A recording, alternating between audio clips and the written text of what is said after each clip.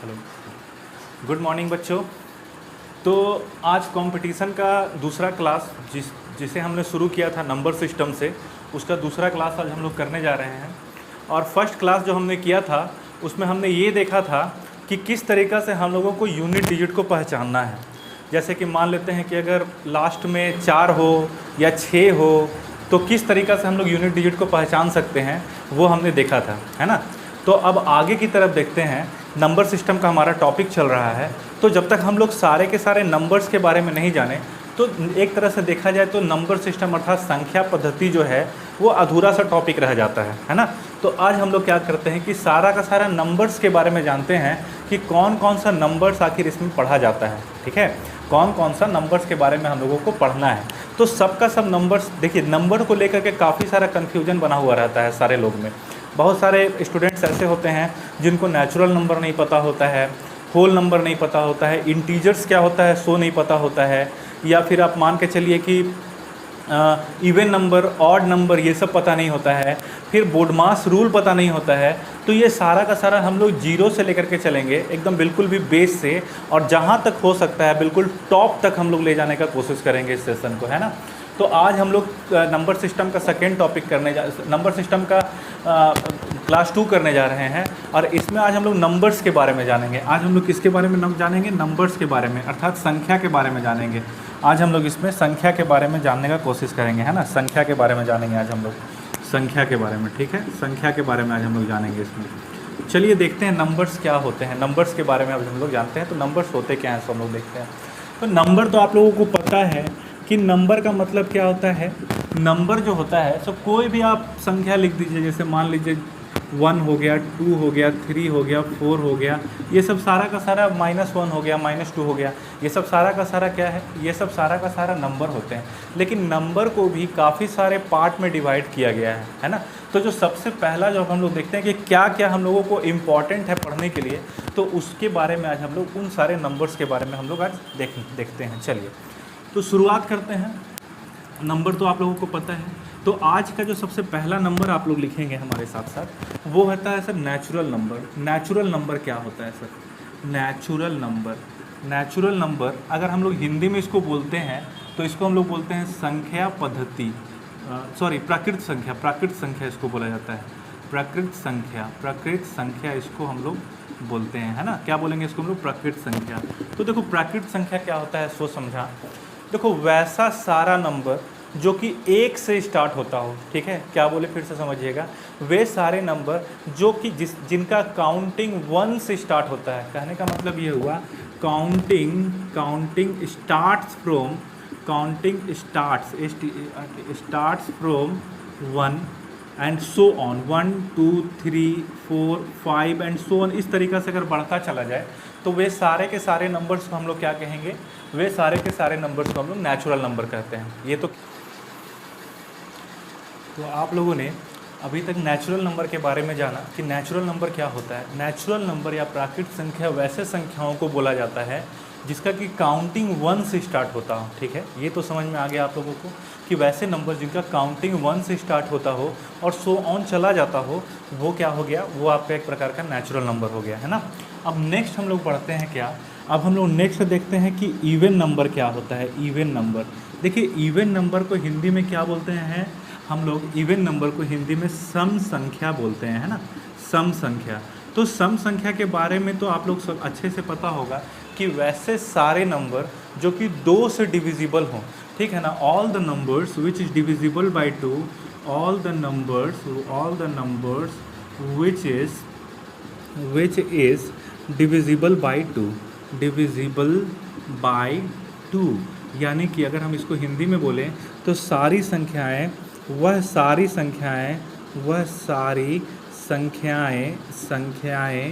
जो कि 2 से विभाजित हो, है ना। जो कि 2 से विभाजित हो उसे हम लोग क्या कहते हैं? सम संख्या कहते हैं। सम संख्या कहते हैं। ये आप लोगों को पता ही होगा, इसमें कोई डाउट नहीं होना चाहिए। तो सम संख्या का मतलब क्या हो गया कि वैसी सारी संख्याएं जो कि 2 से विभाजित होती हो उसे हम लोग सम संख्या कहते हैं। कहने का मतलब ये हुआ कि क्या 4, 8, 16, 32, क्या ये सारा का सारा सम संख्या है? तो बिल्कुल भी सारा का सारा सम संख्या है ना। या फिर अगर आप लोगों को पहचानना हो कि कौन कौन सी संख्याएं सम है, तो देखिए किस तरीक़ा से पहचानेंगे। या तो उस संख्या के अंत में 0 हो, या 2 हो, या 4 हो, या 6 हो, या 8 हो। ठीक है, 0 हो, 2 हो, 4 हो, 6 हो या 8 हो, वे सारी की सारी संख्याएं क्या होंगी? सम संख्या। तो एज एग्जांपल अगर हम आपसे पूछते हैं 5 6 2 0 8 9 6 2, क्या ये सम संख्या है? आप बोलोगे बिल्कुल सर। क्यों? क्योंकि यहाँ पे अंत में इसका 2 आ रहा है, और हम बताएं कि जिसके अंत में 0 2 4 6 8 हो, वे सारी संख्याएं क्या होंगी? आपके सम संख्या होंगी, है ना। वे सारी संख्याएं सम संख्या होंगी। तो हम लोग नेचुरल नंबर के बारे में जाने, हम लोग इवन नंबर के बारे में जाने। अब हम लोग ऑड नंबर के बारे में जानते हैं सर कि ऑड नंबर क्या होता है। चलिए ऑड नंबर देखते हैं क्या होता है। तो देखिए इवन नंबर के कंडीशन में क्या हुआ कि वे सारी संख्याएं जो 2 से विभाजित होती हों वो तो इवन नंबर हो गई। तो वे ऑड नंबर क्या होंगी? वे सारी संख्याएं जो 2 से विभाजित ना होती हों वो ऑड नंबर हो जाएंगी, है ना। वे सारी संख्याएं जो 2 से विभाजित ना होती हों, 2 से विभाजित ना हो, यहाँ पे कर देते हैं 2 से विभाजित ना हो, सम या विषम संख्या, इसको क्या बोलते हैं हम लोग? विषम संख्या, विषम संख्या कहते हैं। All the numbers which is not divided by 2, not divided by divisible by 2, called odd number. क्या बोलेंगे इसको हम लोग? ऑड नंबर या फिर विषम संख्या। क्या बोलेंगे इसको हम लोग? विषम संख्या, विषम संख्या बोलते हैं ना। वे सारे के सारे नंबर्स जो कि आपके 2 से विभाजित ना हो उसे हम लोग क्या बोलेंगे? Odd number. तो मतलब कि अगर जिसके अंत में 0 2 4 6 8 आ जाए वो तो इवन नंबर हो गया। तो ऑड नंबर क्या हो जाएगा? जिसके अंत में ये सारी संख्याएं ना आए, इनसे छूट करके, यानी कि 1 हो गया, 3 हो गया, 5 हो गया, 7 हो गया, 9 हो गया, ये सब सारी संख्याएं क्या हो जाएंगी आपके लिए? Odd number. आप उन सारी संख्याओं को ऑड नंबर या विषम संख्या बोलेंगे, है ना। समझ गए बात को? तो ये आज हम लोगों ने देखा नेचुरल नंबर के बारे में, इवन नंबर भी समझ गए, ऑड नंबर भी समझ गए। अब आगे की तरफ बढ़ते हैं। अब हम लोग देखते हैं कि प्राइम नंबर क्या होता है सर, और को प्राइम नंबर क्या होता है ना। प्राइम नंबर और को प्राइम नंबर क्या होता है?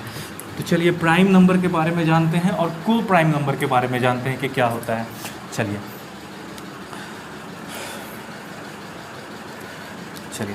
तो प्राइम नंबर क्या होता है सर? प्राइम नंबर को क्या बोला जाता है ना? Prime number. तो देखिए प्राइम नंबर वैसे संख्याओं को बोला जाता है जो कि या तो खुद से डिविजिबल होंगी या तो 1 से डिविजिबल होंगी, या तो खुद से डिविजिबल होंगी या तो 1 से डिविजिबल होंगी। वैसी संख्याएं लिख देते हैं हम यहाँ पे, वैसी संख्याएं जो कि या तो खुद से या 1 से डिविजिबल हों, ये विभाजित हों, ठीक है ना, विभाजित हों। क्या बोलते हैं हम लोग? विभाजित हों। वैसी संख्याओं को प्राइम नंबर्स कहा जाता है, ठीक है। और अगर हम लोग इंग्लिश में बोलें तो इंग्लिश वालों के लिए those numbers which is divisible by 1 और itself इज कॉल्ड, क्या बोलेंगे इसको हम लोग? प्राइम नंबर्स, है ना। प्राइम नंबर बोलते हैं, है ना। ठीक है, समझ गए। तो देखिए अगर वैसी सारी की सारी संख्याएं जो या तो खुद से डिविजिबल हों या तो आपके ये 1 से डिविजिबल हों, तो वो सारी की सारी संख्याएं क्या कहलाती हैं? प्राइम नंबर्स कहलाती हैं। अब देखिए प्राइम नंबर के बारे में अगर कोई एग्जांपल हम आपसे पूछते हैं तो क्या हो जाएगा? मान लीजिए कि हम एक एग्जांपल लेते हैं आपके लिए, आपको दिखाने के लिए 17। तो हमको ये बताइए क्या 17 खुद से कटता है? तो बिल्कुल सर 17 तो खुद से कटता है। क्या 17 1 से कटता है? बिल्कुल सर 17 1 से भी कटता है। क्या इन दोनों के अलावा 17 किसी भी नंबर से कटता है? नहीं ना कटता है। तो अगर इन दोनों के अलावा 17 किसी भी नंबर से नहीं कटता है तो वो क्या कहलाता है? Prime number. अगर हम 2 को लेकर के चलते हैं सर, तो 2 में क्या है? तो 2 भी 2 से कटता है या तो 1 से कटता है, तो ये भी एक प्राइम नंबर हो गया। 3 में क्या है सर? तो 3 भी तुम्हारा आपका 1 से कटता है या 3 से कटता है, तो ये भी एक प्राइम नंबर हो गया। अगर हम 5 के बारे में बात करते हैं तो 1 से कटता है और 5 से कटता है, ये भी एक प्राइम नंबर हो गया। अगर हम 7 के बारे में बात करते हैं तो 1 से कटता है और 7 से कटता है, और सो ऑन इसी तरीक़े से बढ़ते चला जाएगा। और आप लोगों को हम बता दें कि 1 से लेकर के 100 तक के बीच में, 1 से लेकर के 1 से लेकर के 100 तक के बीच में, 100 तक के बीच में, 1 to 100 के बीच में टोटल 25 प्राइम नंबर्स होते हैं, है ना। टोटल 25 प्राइम नंबर्स हैं सर। टोटल कितने प्राइम नंबर्स हैं? टोटल 25 प्राइम नंबर्स हैं। तो क्वेश्चन एग्जाम में कभी कभी डायरेक्टली भी पूछ दिया जाता है कि बताइए 1 से लेकर के 25 तक में कितने, 1 से लेकर के 100 तक में कितने प्राइम नंबर्स होते हैं। तो हमारा आंसर क्या होगा? तो हमारा आंसर होगा कि सर टोटल 25 प्राइम नंबर्स होते हैं 1 से लेकर के 100 तक के बीच में। क्लियर है यहाँ तक? यहाँ तक तो कोई दिक्कत नहीं है आप लोगों को। अब हम लोग बात करते हैं सर को प्राइम नंबर क्या होता है। को प्राइम नंबर क्या होता है ना। को प्राइम नंबर क्या होता है? चलिए को प्राइम नंबर के बारे में लिखेंगे हम लोग। तो को प्राइम नंबर होता है क्या कि कॉमन फैक्टर अदर देन 1, मतलब कि HCF जो होता है उनका जो कॉमन फैक्टर 1 से 1 के अलावा और कुछ नहीं होना चाहिए। समझिएगा, हम बताते हैं आपको क्या होता है को प्राइम नंबर। को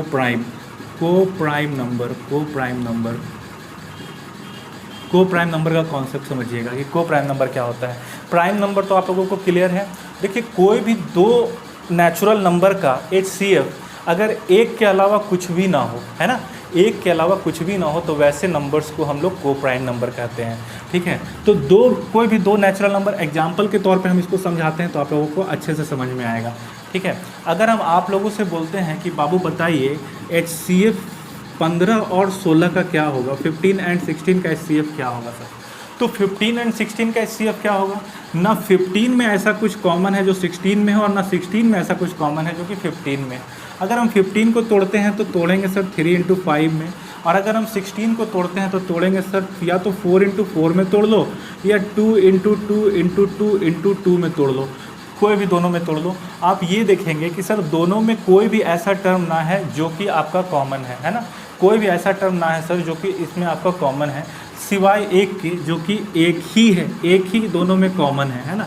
तो वैसे सारी संख्याएं जिनमें सिर्फ एक कॉमन फैक्टर हो वो भी 1, वैसी सारी संख्याएं वैसे दो संख्याओं के बीच का वैसा HCF जिसमें कि कॉमन फैक्टर सिर्फ 1 हो, उसी को हम लोग को प्राइम नंबर कहते हैं। समझ में आया? नहीं समझ में आया तो एक एग्जांपल से और हम समझाते हैं। मान लीजिए कि मेरे पास एक एग्जांपल है 14 एंड 15, 14 है और 15 है, ठीक है ना सर। तो 14 और 15 में हमको देखना है, तो 14 और 15 में कोई भी ऐसा टर्म है जो कि हमारा HCF निकल सकता है। जैसे कि अगर हम इसको तोड़ते हैं तो 2 × 7 में तोड़ेंगे, इसको तोड़ेंगे तो 3 × 5 में तोड़ेंगे।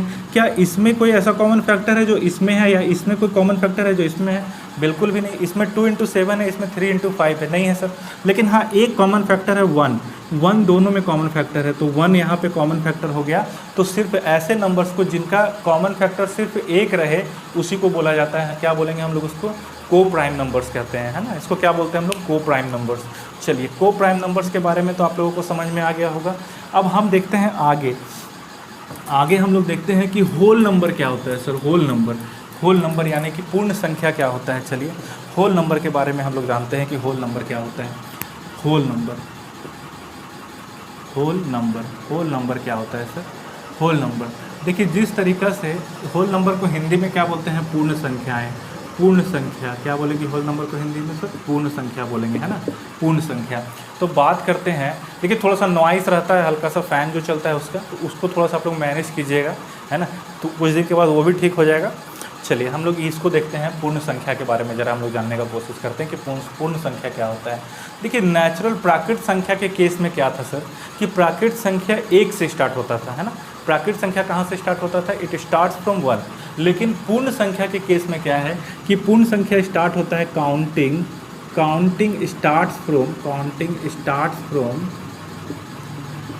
0, ठीक है ना, 0 1 2 3 एंड सो ऑन। इस तरीक़ा से अगर बढ़ता चला जाए तो वैसी संख्याओं को हम लोग क्या बोलेंगे? वैसी संख्याओं को हम लोग पूर्ण संख्या कहते हैं, ठीक है। वे सारी संख्याएं जिनका कि काउंटिंग ही स्टार्ट होता है 0 से, उसको बोलते हैं हम लोग पूर्ण संख्या। यहाँ तक तो क्लियर हो गया होगा, यहाँ तक तो किसी भी प्रकार का आप लोगों को प्रॉब्लम नहीं हुआ होगा। तो ये सारे नंबर्स के बारे में हम लोग जान गए। अब आगे हम लोग बात करते हैं सर कि इंटीजर क्या होता है ना। इंटीजर के बारे में अब हम लोग ज़रा जानने का कोशिश करते हैं कि इंटीजर क्या होता है। चलिए इंटीजर के बारे में जानते हैं अब हम लोग कि इंटीजर क्या होता है सर।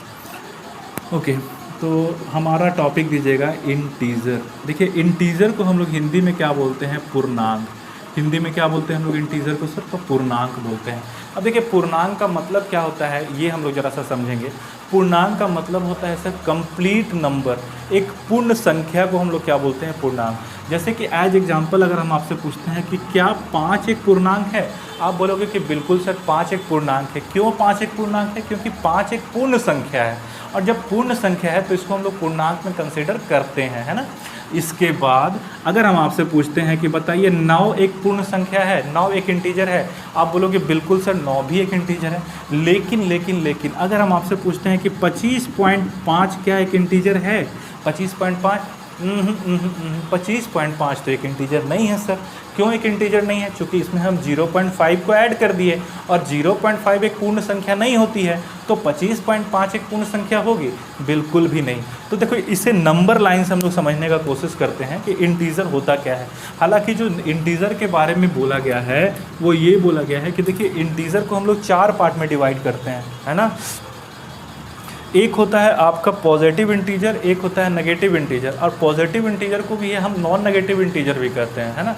पॉजिटिव इंटीजर को ही हम नॉन नेगेटिव इंटीजर भी कहते हैं, और नेगेटिव इंटीजर को भी हम नॉन पॉजिटिव इंटीजर भी कहते हैं। कहने का मतलब ये हुआ कि देखिए पॉजिटिव इंटीजर का मतलब क्या हुआ, पॉजिटिव इंटीजर का मतलब ये होता है कि 1 2 3 4 सो ऑन बढ़ते चले जाओ, पॉजिटिव हो गया। अगर हम नेगेटिव इंटीजर के बारे में बात करते हैं आप लोगों से, तो नेगेटिव इंटीजर का मतलब क्या हो गया सर, -1 -2 -3 -4 -5 सो ऑन, इस तरीक़ा से बढ़ते चला गया। तो इसको हम लोग क्या बोलते हैं, इसको हम लोग बोलते हैं नेगेटिव इंटीजर, ठीक है। नेगेटिव इंटीजर इसको बोला जाता है। अब देखते हैं इसमें और क्या है आपका, इसमें है आपका इंटीजर के बारे में जानते हैं। नंबर लाइन क्या है सर, नंबर लाइन में देखते हैं कि नंबर लाइन के थ्रू हम लोग देखेंगे कि इंटीजर को समझने का कोशिश करते हैं, है ना। तो देखिए ये अगर मान लेते हैं कि ये आपका एक नंबर लाइन है। नंबर लाइन मतलब क्या होता है, एक सिंपल सा रेखा जो खींचा रहता है उसी को हम लोग नंबर लाइन कहते हैं, है ना। अब देखो नंबर लाइन में ये बीच वाला जो पॉइंट होता है इसको 0 बोला जाता है। अगर आप 0 से दाईं ओर जाते हो, 0 से अगर आप दाईं ओर जाते हो तो आपको हमेशा पॉजिटिव प्राप्त होता है, ठीक है ना। पॉजिटिव थिंग्स प्राप्त होंगे आपको। 0 से अगर दाईं ओर जाएंगे तो आप पॉजिटिव थिंग्स प्राप्त करेंगे, और अगर 0 से बाईं ओर आएंगे तो आप नेगेटिव नंबर्स प्राप्त करेंगे। क्या प्राप्त करेंगे, नेगेटिव नंबर्स प्राप्त करेंगे, है ना, नेगेटिव नंबर्स। तो ये हो गया आपका क्या, नेगेटिव नंबर्स। अगर हम 0 से दाईं ओर गए तो आपका क्या हो गया, पॉजिटिव नंबर, और 0 से बाईं ओर आए तो क्या हो गया, ये नेगेटिव नंबर। तो 0 क्या है सर, तो 0 ना एक पॉजिटिव इंटीजर है ना एक नेगेटिव इंटीजर है बाबू, इस चीज़ को ध्यान में रखिए। 0 is neither A positive integer nor a negative integer, है ना। 0 ना तो एक पॉजिटिव इंटीजर है ना ही एक नेगेटिव इंटीजर है। ये आप लोगों को क्लियर हो जाना चाहिए मेरे ख्याल से। तो हम लोग इंटीजर के बारे में जानें कि इंटीजर क्या होता है। अब हम लोग आगे बढ़ते हैं, थोड़ा सा असेंडिंग ऑर्डर और डिसेंडिंग ऑर्डर बताएंगे, फिर बोडमास रूल क्या होता है ये बताएंगे, और फिर उसके बेस पे हम लोग क्वेश्चंस करना स्टार्ट करेंगे, और फिर हम लोग धीरे धीरे सिलसिलेवार तरीक़ा से क्वेश्चन का लेवल बढ़ाते एकदम टॉप लेवल तक जाएंगे, है ना सर। चलिए आगे बढ़ते हैं, हम लोग आगे बढ़ते हैं। तो आगे क्या है सर हमारे पास, एक होता है सर असेंडिंग ऑर्डर और एक होता है डिसेंडिंग ऑर्डर। चलिए देखते हैं असेंडिंग ऑर्डर क्या होता है। असेंडिंग ऑर्डर का मतलब क्या होता है सर, असेंडिंग ऑर्डर का मतलब होता है आरोही क्रम, है ना। अब देखिए बहुत लोग को क्या होता है कि पता तो सबको है, ये मेरे को पता है कि आप लोगों में से 95% लोगों को ये असेंडिंग ऑर्डर पता होगा कि असेंडिंग ऑर्डर का मतलब क्या होता है, लेकिन कन्फ्यूजन कहाँ होता है मैं आपको बता देता हूँ। और दूसरा क्या होता है सर, दूसरा होता है डिसेंडिंग ऑर्डर, है ना। डिसेंडिंग ऑर्डर जिसको बोलते हैं अवरोही क्रम। क्या बोलते हैं इसको सर हम लोग, अवरोही क्रम। तो देखिए जो भी वैसे बच्चे हैं जो इंग्लिश मीडियम से पढ़े हुए हैं उनको तो प्रॉब्लम नहीं है सर कि असेंडिंग ऑर्डर और डिसेंडिंग ऑर्डर उनको साफ समझ में आता है, लेकिन जो हिंदी से देख रहे हैं उनको आरोही और अवरोही में मतलब थोड़ा सा कन्फ्यूजन, लिटिल बिट कन्फ्यूजन रह जाता है कभी कभार। ऐसा नहीं है कि सारों को होगा, लेकिन कुछ लोगों को रह जाता है। तो मैं आपको क्लियर करा देता हूँ। जैसे कि सपोज़ कीजिए कि ये आपके पास एक पहाड़ है सर, एक इस तरीक़ा से पहाड़ है मान लीजिए, ठीक है। तो देखिए अगर आप यहाँ से स्टार्ट करते हैं, मान लीजिए कि आपके पास एक नंबर है 0, तो ऊपर जाएंगे तो 1 2 3 4 5 इस तरीक़ा से आपका ऊपर चले गए, है ना। तो ये आपका नंबर 0 से स्टार्ट हुआ, फिर 1 2 3 4 5 इस तरीक़ा से नंबर ऊपर चला गया सर। तो ये ऊपर जाने का मतलब क्या हुआ कि अगर आप कोई पहाड़ पे ऊपर की तरफ चढ़ रहे हो सर, ऊपर की तरफ चढ़ रहे हो तो वो क्या कहलाता है, आरोही। अगर ऊपर की तरफ चढ़ रहे हो तो आरोही, और अगर आप नीचे की तरफ आ रहे हो तो अवरोही। तो यहाँ से अगर नीचे आएंगे तो फिर से 4 3 2 1 0 इस तरीक़ा से नीचे की तरफ आप आएंगे ना। अगर इस तरीक़ा से आप नीचे की तरफ आते हैं सर तो ये होता है ऊपर की तरफ जाएं तो आरोही, और नीचे की तरफ आएँ तो क्या हुआ सर, वो अवरोही। ये क्लियर हो गया, ठीक है। तो अब तो प्रॉब्लम नहीं होगा। अगर हम आपसे पूछते हैं सर एक एग्जाम्पल के तौर पे कि इसको आप सरियाइए, मतलब कि इसको आप ये मतलब असेंडिंग ऑर्डर में लिखिए। तो जैसे कि मेरा क्वेश्चन है -3 -7 8 5 0 3 17 और माइनस का 23। अगर हम आपसे पूछते हैं सर कि इसको असेंडिंग ऑर्डर में आप कैसे लिखिएगा, तो असेंडिंग ऑर्डर का मतलब क्या बताएं हम, पहाड़ में चढ़ना, है ना। पहाड़ में चढ़ना यानी कि अगर हम यहाँ पर देखा जाए, इस क्वेश्चन में देखा जाए तो पहाड़ पे हमको चढ़ना है ना कि उतरना है। अब पहाड़ पे चढ़ने के लिए हम लोगों को ऊपर जाना पड़ेगा, यानी कि लेफ़्ट से राइट की तरफ मूव करना पड़ेगा, है ना। लेफ़्ट से राइट की तरफ मूव करना पड़ेगा पहाड़ पे चढ़ने के लिए। तो सबसे लेफ़्ट कौन सा आएगा सर, नंबर लाइन से अगर हम लोग समझते हैं इस चीज़ को, इस नंबर लाइन से समझते हैं तो यहाँ तो 0 था, यहाँ सर 1 था, यहाँ 2 था, यहाँ 3 था, यहाँ 4 था, यहाँ पे 5 था, यहाँ -1 था, यहाँ -2 था, -3 था, -4 था, माइनस का 5 था। यानी कहने का मतलब ये हुआ कि यहाँ पर जो दाएं साइड बढ़ रहे हैं तो 5 सबसे बड़ा संख्या हो गया, हुआ ना। लेकिन अगर हम 0 से बायां की तरफ बढ़ रहे हैं तो 5 माइनस का 5 सबसे छोटा संख्या हो गया।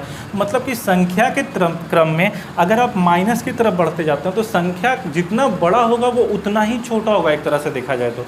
अगर आप दाएं साइड चलोगे तो संख्या बड़ा होते चला जाता है, और वही अगर बाएं साइड आओगे तो संख्या क्या होते चला जाएगा सर, छोटा होता चला जाएगा। तो यहाँ पे अगर हम बात करते हैं तो सबसे छोटा संख्या आपके हिसाब से कौन होना चाहिए। देखिए -3 तो बड़ा हो जाएगा -5 से, चूँकि हम लेफ्ट साइड में आ रहे हैं। तो यहाँ पे -23 तो सबसे छोटा हो गया सर, माइनस का 23 हम लिख दिए सबसे छोटा, चूँकि हमको नीचे से ऊपर की तरफ बढ़ना है। चलो माइनस का 23 लिख दिए तो इसको हम कैंसिल आउट कर देते हैं। इसके बाद कौन सा आएगा सर, इसके बाद आएगा -7, फिर आएगा -3 आ गया। उसके बाद हमारा ये है 0, उसके बाद 3 हो गया, उसके बाद 5 हो गया, उसके बाद 8 हो गया, और उसके बाद हमारा 17 हो गया। ये हमारा क्या हो गया, एक्चुअल असेंडिंग ऑर्डर ये हमारा लिखा गया है ना।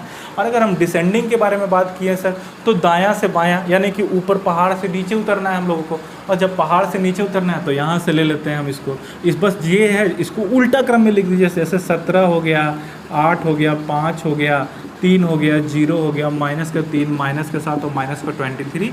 ये क्या हो गया सर आपके लिए, ये हो गया एक प्रकार का डिसेंडिंग ऑर्डर। मेरे ख्याल से आप लोगों को यहाँ तक तो किसी भी प्रकार का कोई भी प्रॉब्लम या किसी भी प्रकार का कोई भी समस्या ना रहा होगा, ठीक है। अब हम लोग आगे की तरफ बढ़ते हैं। अब देखिए रूल्स कैसे किसी भी चीज़ को सिंप्लीफाई किया जाता है, रूल्स ऑफ सिंप्लीफिकेशन हम लोग बात करते हैं। तो रूल्स ऑफ सिंप्लीफिकेशन क्या कहता है सर, तो रूल्स ऑफ सिंप्लीफिकेशन आपको बोडमास रूल के बारे में बताता है ना।